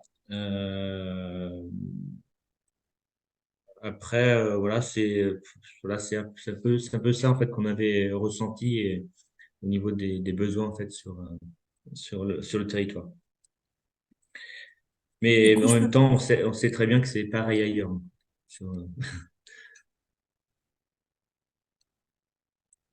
je peux peut-être continuer sur du coup les actions concrètes. Ouais, tout à Ouais. fait. Vas-y. Je veux bien la slide d'après. Tout à l'heure, je vous disais qu'on avait travaillé en 2022 sur l'élaboration du plan d'action avec notre gouvernance et aussi avec les acteurs. Alors, c'est vrai on a fait en fait une réunion avec les techniciens à la fois qui travaillent sur les sujets alimentation, je le disais, les techniciens aussi qui travaillent plutôt sur la préservation des ressources naturelles et les techniciens des structures d'accompagnement agricole pour essayer d'identifier avec les objectifs qu'on vous a présentés tout à l'heure, quelles actions précises on pourrait mettre en place parce qu'on avait des pistes d'action, mais c'est pas hyper concret quand même. On a fait un premier temps collectif et ensuite on a fait trois temps en groupe de travail pour. En fait, l'idée derrière, c'était de pouvoir nous qu'on puisse lancer un marché public. Et donc on avait besoin quand même de savoir ce qu'on allait un petit peu faire. Euh, voilà. Donc on a lancé au printemps 3 marchés publics. Donc un premier lot, Rémi en a parlé rapidement tout à l'heure, plutôt autour de l'attractivité des métiers agricoles. Et donc là, on va travailler avec la Chambre d'agriculture de Bretagne, qui elle-même va travailler avec les partenaires type ANEFA et bien sûr la Chambre d'agriculture des Pays de la Loire. Et les consortiums, alors ils sont tellement nombreux que du coup, j'essaierai de pas les oublier. Le consortium, donc autour des CIVAM, GAB, Terre de Liens, etc., ont remporté les 2 autres lots. Donc, le repérage des futurs cédants. Donc, nous, notre objectif, c'était de pouvoir repérer quelles sont les fermes à transmettre en termes de production, en termes de localisation, parce qu'on sait qu'il y a des communes où il y a presque 60% de fermes qui vont être à transmettre et d'autres, il y en a 0. Donc, du coup, c'était important pour nous de savoir où c'était. Est-ce qu'il y a des projets de reprise dans ces fermes? Et puis, quelle est la vision du cédant sur la transmissibilité de sa ferme? Donc ça, c'est un premier objectif. Le deuxième aussi objectif de ce repérage, c'était aussi d'avoir un premier niveau d'interpellation des futurs cédants. Donc, il y en a certains qui ont déjà pensé à transmettre leur ferme et d'autres, pas forcément. Donc, pour nous, c'est l'occasion qu'ils viennent entendre parler au moins une première fois, que ça leur mette une petite graine dans l'oreille, une petite puce à l'oreille. Et puis, le troisième objectif pour nous, c'était aussi de constituer une base de données qu'on puisse mobiliser pour les actions du lot 3 dont je vous parlais tout à l'heure. Et qu'on puisse aussi leur transmettre l'ensemble des propositions existantes pour se faire accompagner. Donc, que ce soit les structures regroupées autour du CIVAM installation transmission et le consortium, mais aussi la Chambre d'agriculture ou d'autres structures. Et puis aussi de pouvoir alimenter l'Observatoire installation transmission, je vous en parlerai tout à l'heure. Donc, effectivement, c'est le CIVAM installation transmission avec les GAB, le CIVAM 56, la Marmite et une association locale qui s'appelle Connexion Paysanne qui ont remporté ce lot. Et le travail qui va être fait, qu'on a commencé à faire, c'est d'abord d'identifier les chefs d'exploitation de 55 ans et plus, puisque en tant que collectivité, nous, on n'a pas de base de données on peut avoir un listing grosso modo des fermes sur notre territoire, mais on ne sait pas dans ces fermes qui a plus de 55 ans. Du coup, on s'est appuyé sur nos communes. On a sollicité les maires et les élus pour qu'ils puissent nous faire un retour sur, en fait, c'est quand même eux qui ont la connaissance fine des agriculteurs de leur territoire. Donc, du coup, de nous faire un retour sur les chefs d'exploitation qui avaient 55 ans et plus.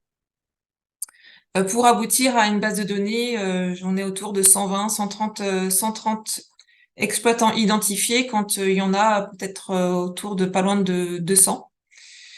Et puis, on a fait un travail du coup aussi avec le CIVAM pour prioriser ces fermes.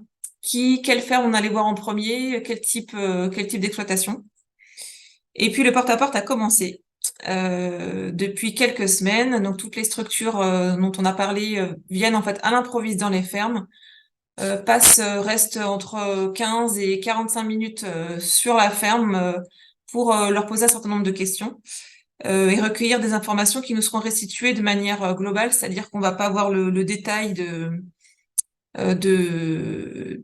enfin on aura, c'est-à-dire il y a un peu la notion de confidentialité quand même. Le CIVAM va recueillir des informations, on aura des informations individuelles par exemple sur le type de production, etc. Mais on va pas avoir des informations ultra détaillées pour des questions de confidentialité sur où on est vraiment chaque ferme sur son projet de transmission. Et j'ai pas précisé, mais ce travail, il se fait que sur la partie 35 et 56 du territoire, puisque sur le 44, quand on a lancé le marché, juste avant qu'on lance le marché, pardon, la Chambre d'agriculture du 44 en fait, est en train de faire ce travail sur la partie 44 de notre territoire, ce qui fait qu'on devrait avoir une bonne vue de la situation sur notre territoire. Donc ça, c'est pour le lot 2. Pour le lot 3, qui était animation, accompagnement autour de l'installation et transmission et l'accès au foncier. Donc là, c'est CAP 44, donc qui est une structure, comme son nom l'indique, qui est dans le 44, et la FR CIVAM Bretagne, qui ont été lauréats avec aussi tous les GAB, tous les CIVAM, Terre de Liens, la SIAP 44, la Marmite, Accueil Paysan et Connexion Paysanne. Et là, on est plutôt sur des actions très opérationnelles. Donc, on a commencé à mettre en place des temps d'information collectif pour les porteurs de projets sur le territoire de Redon. Donc, tous les 2 mois, en fait, il y a une des structures qui organise une après-midi où tous les porteurs de projets peuvent venir. On présente un peu les outils d'accompagnement, il y a un petit tour des projets, de là où ils en sont, des difficultés qu'ils rencontrent. Donc, on a fait un premier en octobre, le deuxième sera en décembre. Des cafés installation, des cafés transmission. On a aussi prévu une journée par an destinée au collectif, puisqu'on voit qu'il y a quand même énormément de personnes qui veulent s'installer en collectif. Alors, c'est pas nouveau, hein, les collectifs, parce que c'est déjà une forme d'entrepreneuriat en agriculture, mais on voit quand même qu'on est un peu sur des spécificités. Là, des personnes qui veulent s'installer souvent ensemble, mais pas sur les mêmes productions, donc c'est encore autre chose à travailler. L'autre grosse action, c'est la mise en place d'un observatoire installation-transmission qui sera alimenté donc par le porte-à-porte auprès des 55 ans et plus, et aussi au fil de l'eau par les rencontres que feront ces structures et les porteurs de projets qui seront rencontrés. L'idée, c'est de pouvoir rapprocher de manière plus fine les porteurs de projets et les fermes à transmettre. Est prévu aussi en action, alors pas dès cette année, mais à partir de fin 2024-2025, un tutorat des nouveaux installés, donc avec notamment sous l'impulsion d'une action d'AgroBio 35, pour faire en sorte que les nouveaux qui s'installent puissent avoir un pair qui puisse les accompagner, que ce soit sur l'ancrage local, que ce soit sur des questions techniques, sur des questions de financiers ou je ne sais quoi de commercialisation. Voilà. Donc un tutorat donc avec des agriculteurs qui sont installés si possible pas très loin. Et puis tout à l'heure Cécile en a parlé, il y aura aussi une formation de transmission. Ça, c'est la première partie du marché. Et il y a un deuxième marché, donc c'est ce qu'on appelle le MS2, ce sont des marchés subséquents. Et là, ce sont des temps de formation, information pour les élus sur des sujets liés aux questions foncières, c'est quoi un parcours d'installation pour un porteur de projet, c'est quoi un parcours de transmission pour quelqu'un qui veut céder sa ferme, etc. Et en complément, on travaille aussi sur d'autres actions. Pour l'instant, on ne peut pas vous en parler parce qu'on ne s'est pas encore complètement calé. D'autres actions plutôt sur le foncier. Donc voilà, c'est en cours. On espère que ça va pouvoir aboutir. On essaye encore de compléter notre boîte à outils.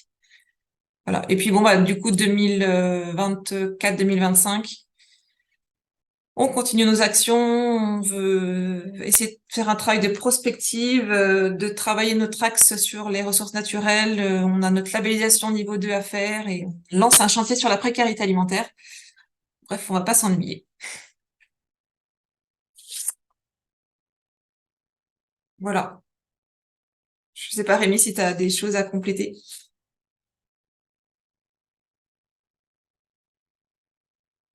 Alors, vous avez pas le son, Monsieur Pellet. Désolé. Oui, un petit peu sur le marché en fait qui a été ouvert en fait par rapport à ces actions-là. Euh, pour moi, c'est hyper important en fait de déposer un marché en fait euh,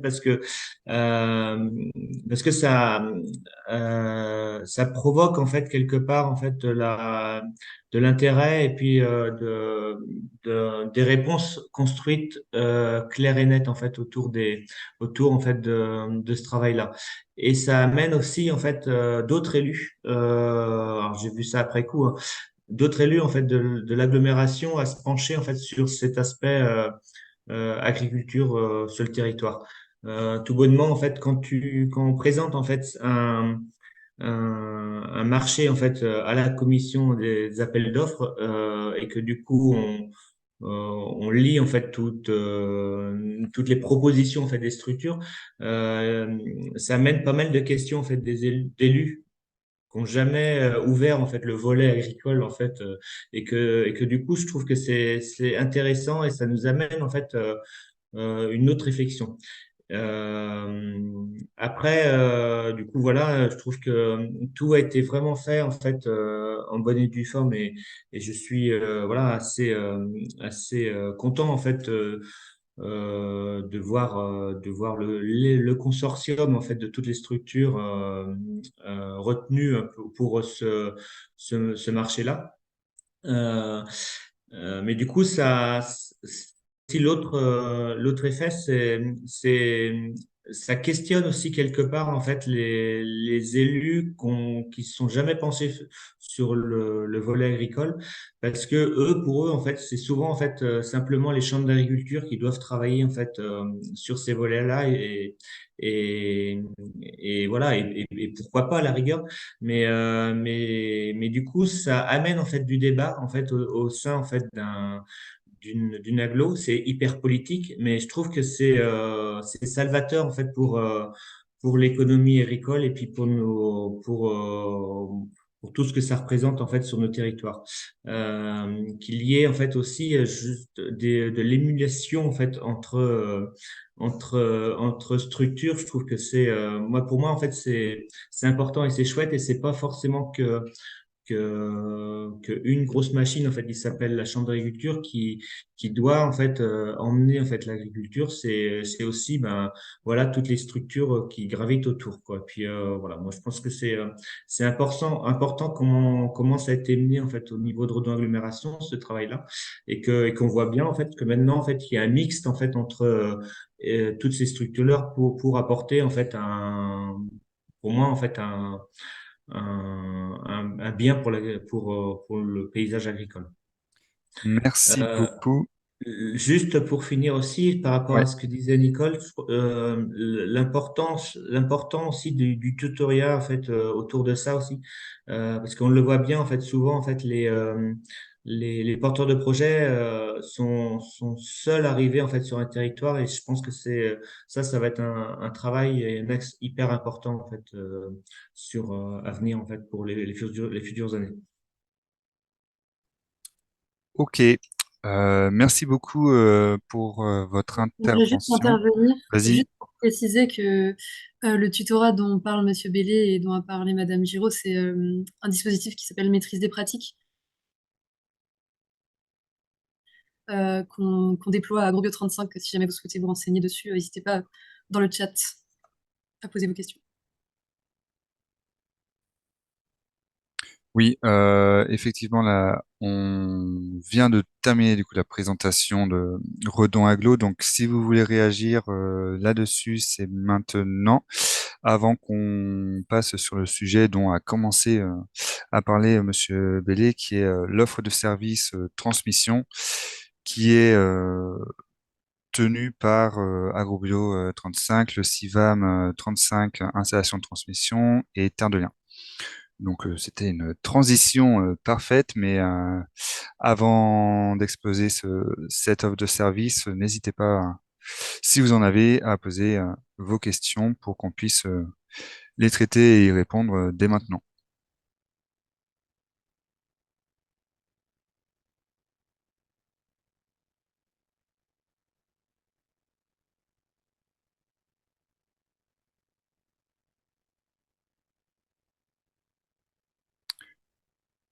Je n'ai pas l'impression qu'il y en ait à ce stade. On pourra toujours revenir dessus si besoin. Je propose donc effectivement de montrer ce que nous, on peut proposer justement dans cette dynamique de partenariat et de laisser la parole à Mathilde Lefebvre pour présenter cette offre de service à destination des collectivités sur les enjeux de transmission.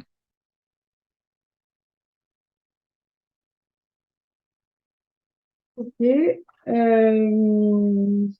eh bien, merci pour cette proposition. Dans les quelques minutes qui viennent, du coup, je vais vous témoigner du travail qu'on a mené sur l'année 2023 entre Agrobio 35, le CIVAM Installation Transmission et Terre de Liens Bretagne, qui est un travail qu'on a mené à la force de discuter, de partager, de se témoigner les uns les autres de l'intérêt que les collectivités et les territoires portaient à cette question de l'installation, de la transmission, et notamment avec le,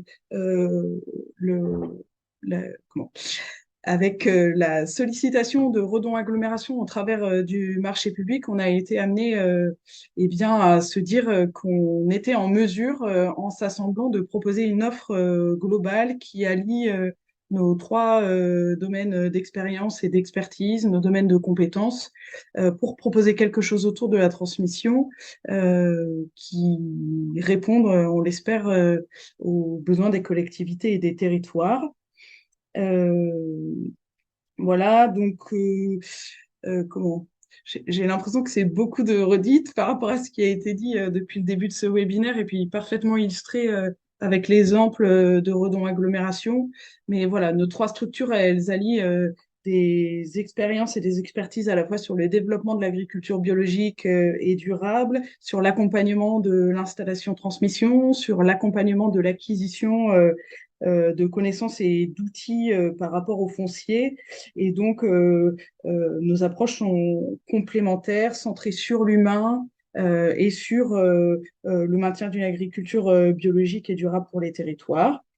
Ce qui nous paraissait important aussi dans cette offre, et d'ailleurs, je dis que le document qui apparaît sur le visuel, sur le diaporama, là, sera diffusé prochainement au sein des collectivités. On est en phase de finalisation. Que sur ce document, on a aussi voulu mettre en avant à la fois notre diversité de structures, qui nous semble aussi un écho à la diversité des agricultures aujourd'hui et nos outils que ce soit des cafés, des formations, de l'accompagnement individuel, du porte-à-porte. Cette diversité d'outils, elle nous semble assez adaptée à la diversité des agricultures et des agriculteurs. Et en écho avec une question qui était posée dans le chat un peu plus tôt, est-ce qu'on accompagne que des personnes qui n'ont pas de repreneurs ou est-ce qu'on accompagne aussi les transmissions familiales? Et ben en fait, aujourd'hui, on a des outils qui s'adaptent à tous les types d'agriculteurs et d'agriculture dans nos formations de transmission. On a une cohabitation des publics en agriculture biologique, mais aussi en agriculture conventionnelle. Et là, les personnes se rencontrent autour de la question de la transmission, que va devenir ma ferme, et donc que va devenir mon territoire, que va devenir l'agriculture. Euh, voilà, pour tous et toutes les agricultrices et pour tous les types d'agriculture. Encore quelques mots de ma part avec la deuxième diapo, Cécile, s'il te plaît, pour vous dire que le verso de la fiche, il sera structuré selon 3 entrées. On espère que vous vous reconnaîtrez dedans. Nos 3 entrées, ça correspondrait un peu à différents rapports des territoires par rapport à la question de la transmission. Avec une première entrée, nous connaissons mal les enjeux de la transmission.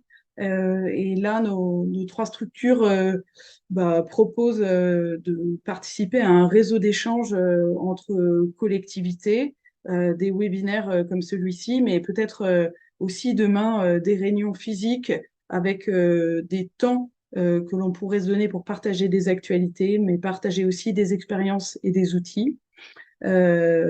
Sur cette entrée-là, on est en capacité aussi de proposer des diagnostics de territoire, mais aussi des temps de sensibilisation et de formation de la collectivité. On a parlé pas mal du foncier sur l'exemple de Redon Agglomération, notamment, mais il y a aussi les entrées alimentation qui sont très fortement portées, notamment par AgroBio. Il y a un deuxième niveau, selon nous, dans ce qu'on entend de la part des collectivités. Ce sont des collectivités qui sont sensibles à la question de la transmission, qui manifestent un intérêt, qui ne savent pas toujours par où commencer. Et là, dans la proposition que l'on fait, il y a l'appui à l'élaboration d'une politique sur la transmission, mais également des temps de formation sur le foncier, différentes actions d'animation territoriale pour agir à la fois au niveau de l'équipe de la collectivité, équipe des agents, mais aussi des élus, mais pouvoir aussi commencer à mobiliser les agriculteurs et les agricultrices du territoire sur cette question de la transmission. Donc ça peut être des fermes vertes, des événements ponctuels, des cafés installations transmission. Et puis, on note ici le travail qui a été nommé aussi par Redon Agglomération de recensement des futurs transmetteurs et transmettrices. Enfin, il nous semble qu'il y a des collectivités qui, après avoir engagé un certain nombre de ces actions, témoignent aussi de leur envie d'aller encore plus loin. Et là, dans notre proposition, eh bien, il y a l'appui à la mise en œuvre d'outils fonciers. Euh, on parle pas mal des obligations environnementales, notamment avec Terre de Liens, mais pas que. Euh, sur certains territoires, on a organisé des forums de transmission entre nous, voire même avec la Chambre d'agriculture. Et on propose, et ça fait écho au début du webinaire aussi, de l'accompagnement individuel ou collectif et de la formation des futurs transmetteurs et transmettrices.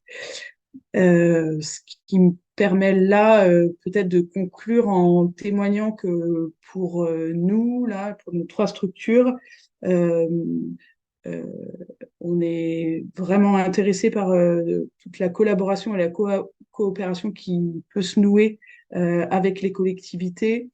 Et il me paraît assez évident que les collectivités sont des acteurs de terrain qui sont en lien, euh, alors plus ou moins fort suivant les échelons, mais avec les agriculteurs qui font vivre les territoires, que les collectivités, elles ont un positionnement au service de tous et toutes, et que on a donc à construire des partenariats, il nous semble très fertiles entre acteurs de l'accompagnement et puis collectivités. Et je m'arrête là. Cécile, est-ce que tu as envie de compléter ou d'insister sur un point? Merci Mathilde pour ta présentation. Ça m'a semblé très clair. Et je n'ai rien à ajouter. Je vois qu'on est parfaitement dans le timing, donc je vais laisser Cécile Lator embrayer sur le focus sur Biorenfort, ce qui complétera de fait un petit peu ce que tu as dit aussi. Merci. Effectivement, donc moi je vais reprendre, je vais focaliser en fait ma présentation sur un des outils qu'on propose dans l'offre de service qu'on a créé avec le CIVAM IT et puis Terre de Liens. En fait, nous, à Agrobio, quand on s'est penché sur le sujet de la transmission, on est parti des constats qui ont été cités précédemment, mais aussi celui du fait qu'il existe une inadéquation entre l'offre et la demande. On voit bien que si la moitié des offres de cédants des fermes concernent les fermes en bovin lait, il y en a moins d'un quart qui sont intéressés pour reprendre dans cette production dans les porteurs de projets. Donc, à Agrobio, on a souhaité travailler sur un outil qui pourrait permettre aux futurs transmetteurs de fermes de transmettre leur ferme, mais de faciliter la transmission dans le cadre d'un changement de système. Alors, je rappelle quand même que dans le cadre des cas où la ferme est économiquement viable, où elle est autonome et résiliente, avec peut-être déjà un système herbagé mis en place, un parcellaire groupé et autres, et dans de bonnes conditions, on va évidemment chercher au préalable à transmettre dans la même production. En fait, la restructuration et la diversification des fermes, c'est une solution qui intervient quand on constate qu'il y a déjà des difficultés à trouver un repreneur, en fait. Alors, tu peux passer la diapo.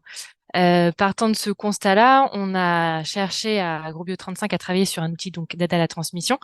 Pour ça, pour nous aider à financer ce travail, on a répondu à un appel à projet du Conseil départemental pour le développement d'une agriculture durable et citoyenne, qui a été accepté, ce qui nous a permis de financer en partie un stage de 5 mois sur le sujet de la transmission.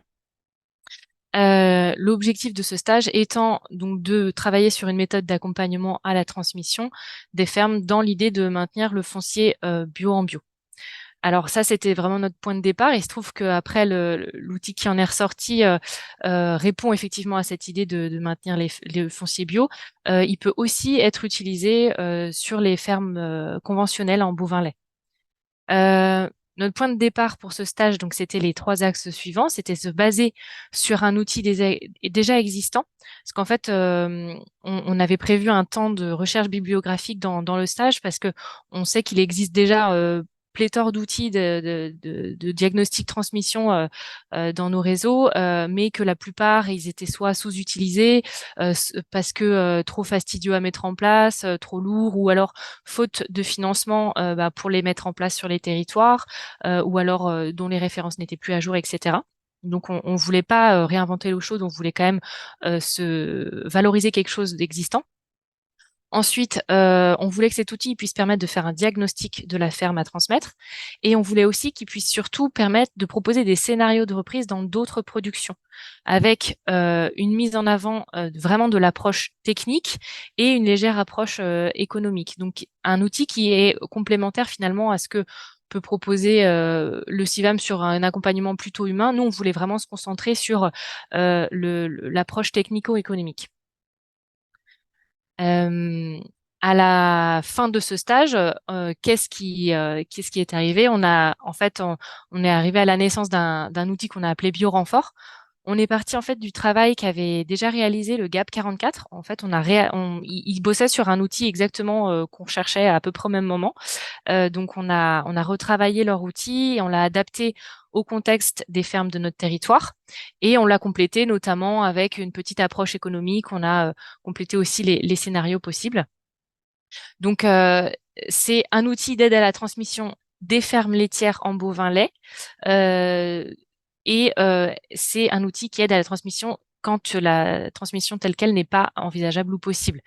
C'est aussi, en fait, c'est un outil qui sert à se projeter, qui sert à ouvrir le champ des possibles avec une approche technique et une fourchette économique qui permet de se projeter dans les grandes lignes.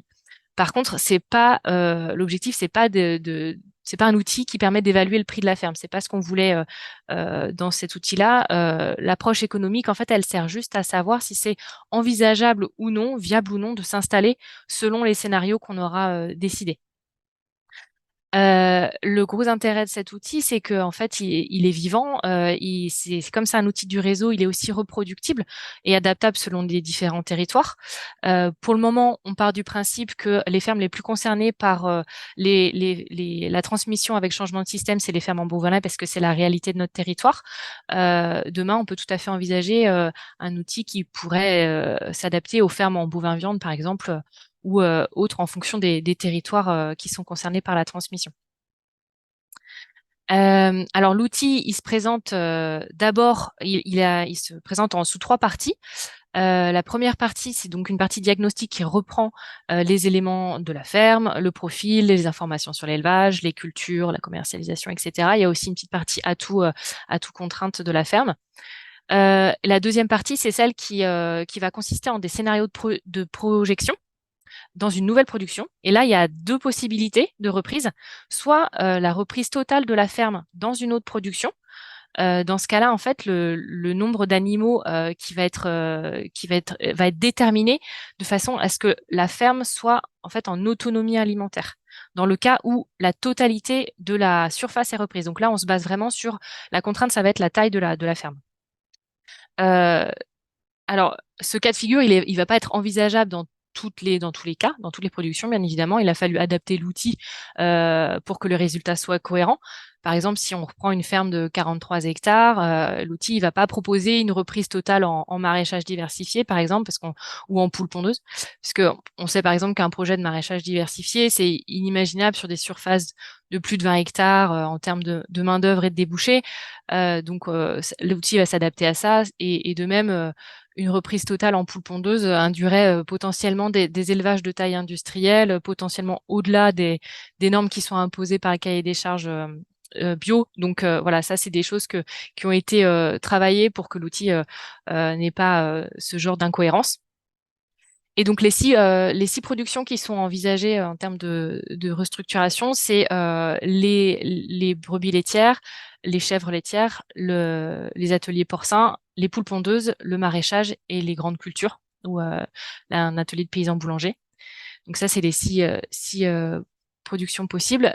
Et l'autre possibilité que permet l'outil, c'est de proposer des reprises partielles, où là, on se base plus sur la taille de la ferme, mais sur la capacité des bâtiments d'élevage.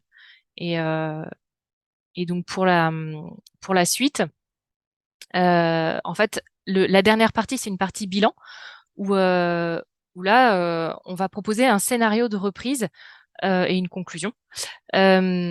Et en fait, c'est là que, parce que l'autre difficulté en fait à laquelle on a été confronté, c'est qu'une particularité des fermes bio, c'est leur diversité.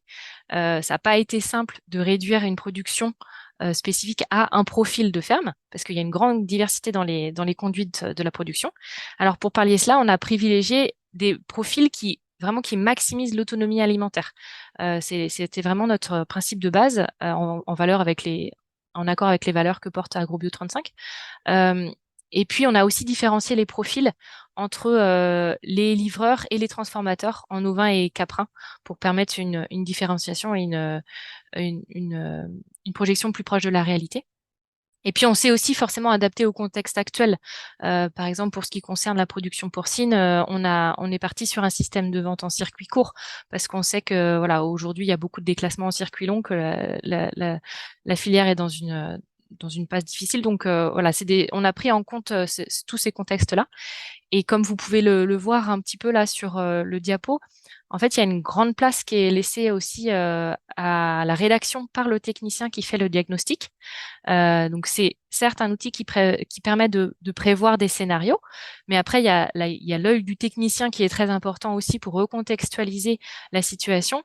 Et c'est pour ça qu'à AgroBio, on a aussi formé une bonne partie de notre équipe technique aux connaissances de base dans toutes les différentes productions, avec une approche sur le contexte économique de chacune des productions. Alors pour le moment, l'outil, il permet pas de faire des scénarios avec un maintien d'une partie de l'élevage en bovin lait, parce qu'en fait, la problématique qui se posait, c'était, enfin, l'outil était déjà fait comme ça, et puis la problématique de base, c'est bien de proposer des scénarios de projection différentes. Voilà. Aujourd'hui, c'est pas possible. Demain, tout est envisageable avec l'outil. Et puis pour terminer sur le déroulement du diagnostic, en fait, pour pouvoir faire un diagnostic de qualité, on prévoit 2 jours par diagnostic. Une première demi-journée donc sur la saisie des données au sein de la ferme avec l'agriculteur. Une journée de compte rendu par le technicien et de maîtrise de l'outil. Et puis une demi-journée encore sur la ferme pour remise du compte rendu, présentation des projections et discussion avec, avec l'agriculteur. Voilà pour moi. Merci Cécile. Donc, on arrive sur la fin de ce webinaire, comme l'indiquait Cécile. Si vous avez des questions, c'est le moment, tant sur tout ce qu'on a vu, sur le début, sur les contextes et les enjeux de la transmission, sur la présentation du PAAT de Redon Agglomération, ou sur les 2 derniers points qui viennent d'être présentés, à savoir l'offre de service transmission portée par AgroBio 35, le CIVAM 35, installation transmission et terre de liens Bretagne, et sur le diagnostic biorenfort. Et en attendant de vous laisser le temps, si vous en avez des questions, de les écrire. Je reprécise donc que ce webinaire a été enregistré, qu'il sera disponible comme les webinaires précédents, dont le dernier sur la crise de la bio sur notre chaîne YouTube. Et nous aurons un prochain webinaire fin novembre sur la biodiversité, donc toujours à destination des territoires, et le lien entre biodiversité et agriculture, qui n'est pas forcément non plus un sujet des plus faciles en termes d'action et de prise en compte et de mise en œuvre. Je ne vois pas de questions. J'espère que du coup, toutes les présentations étaient claires et que ce Super n'était pas clair. juste quelque chose de trop descendant. N'hésitez pas, hein, il y a toujours un peu le temps. Et sinon aussi, donc, je rappelle qu'on était bien sur un webinaire du réseau Gab Frab, donc avec les différents partenaires que vous pouvez voir affichés sur cette slide, et que du coup, en fonction de votre territoire, je vois une intervention de Monsieur Bellé. Donc, Monsieur Bellé, je vous laisse la parole et je reprendrai dans la suite. Non, désolé de vous couper, mais en fait, on a réfléchi à plusieurs là. Est-ce que vous avez imaginé aussi je sais pas comment on pourrait appeler en fait des transmissions en pente douce, je sais pas comment le nommer, mais Parce on voit souvent en fait ce territoire en fait des fermes en fait qui se soucient guère en fait de la transmission et qui des fois en fait s'en soucient simplement un mois avant la retraite.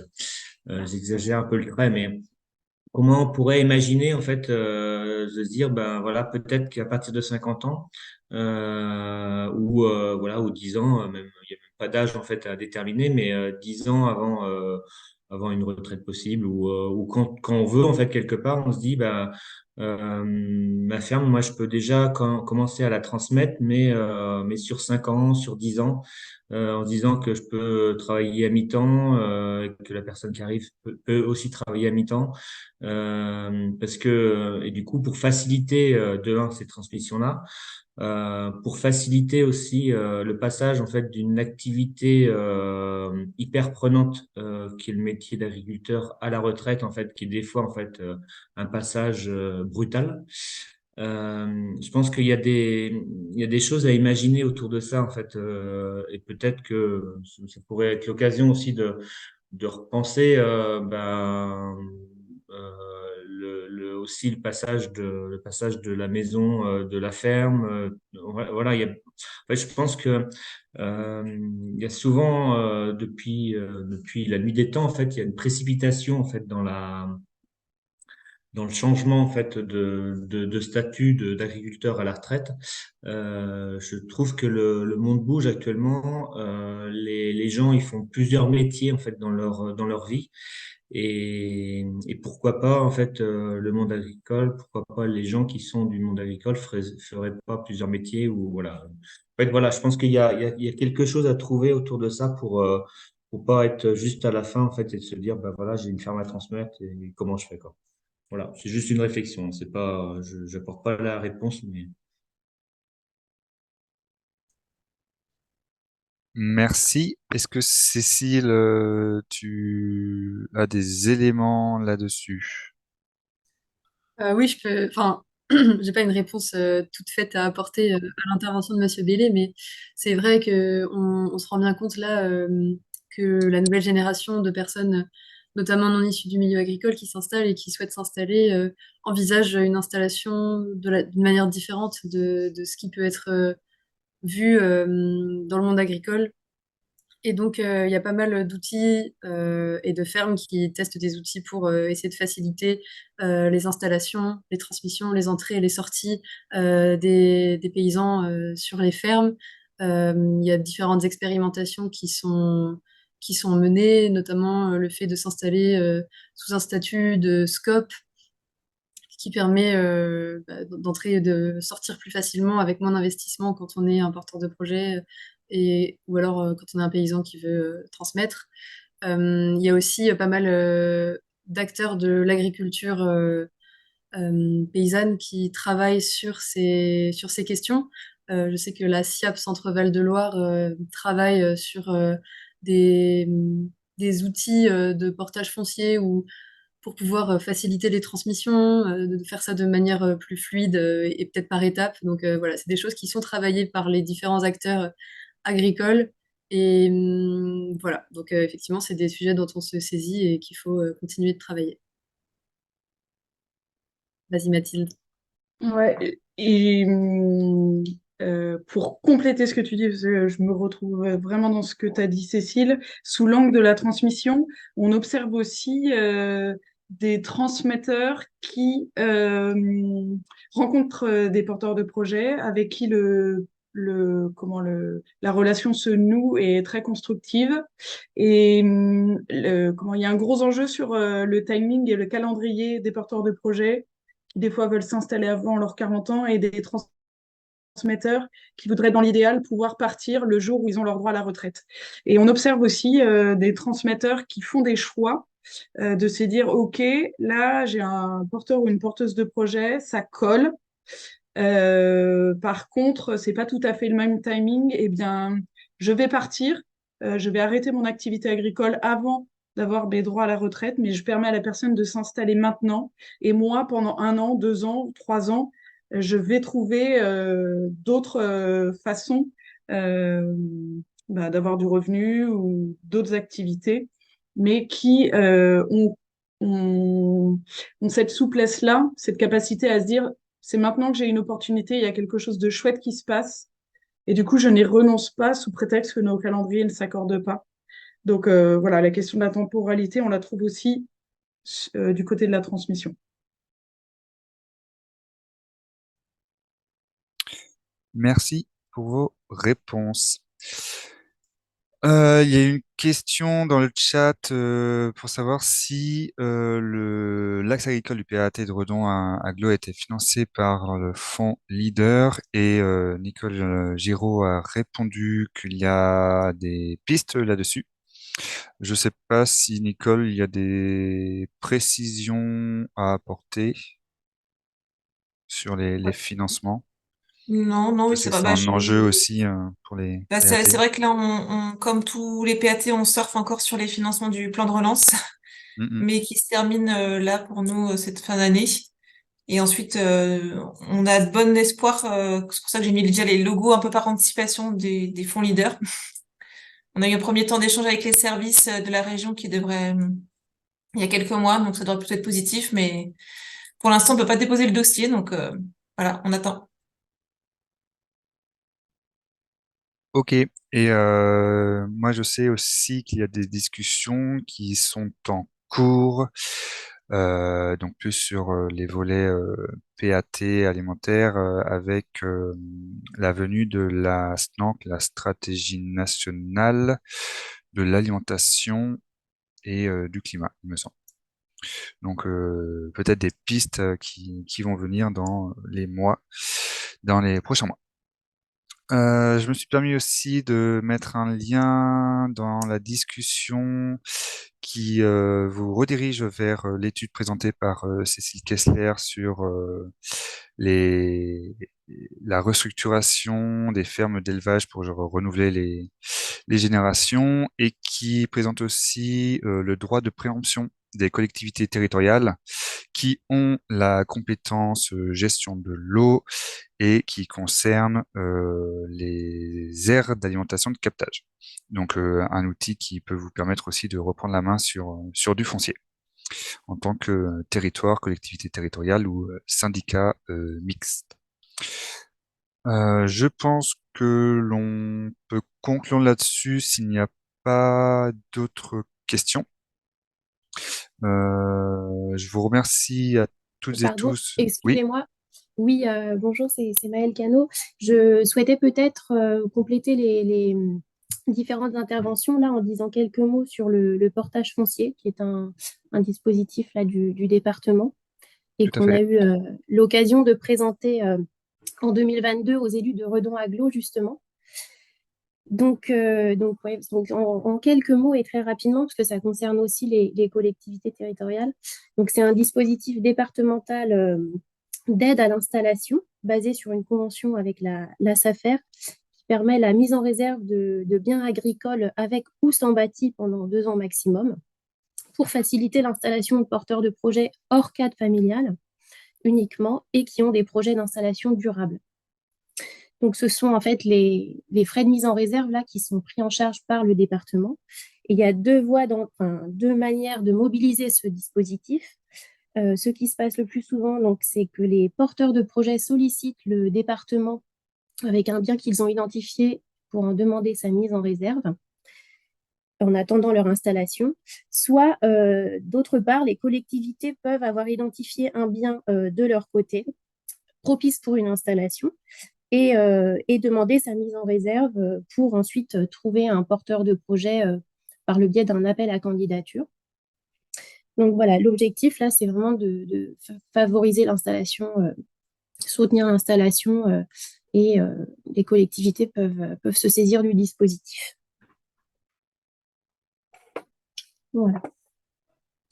Merci pour cette précision. Effectivement, on n'en avait pas parlé, mais c'est un outil que, je le sais, certains des agriculteurs mobilisent dans notre réseau ou ont pu mobiliser.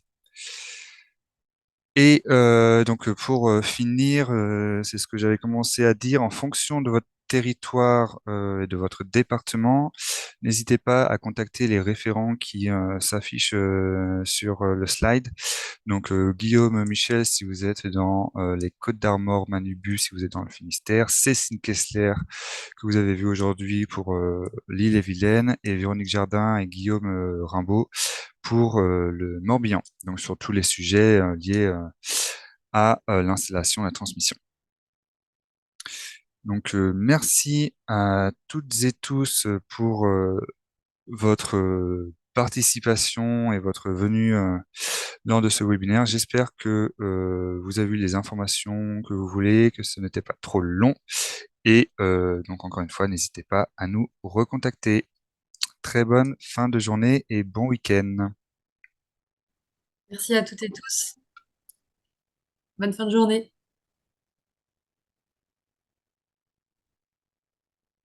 Merci. Merci à vous.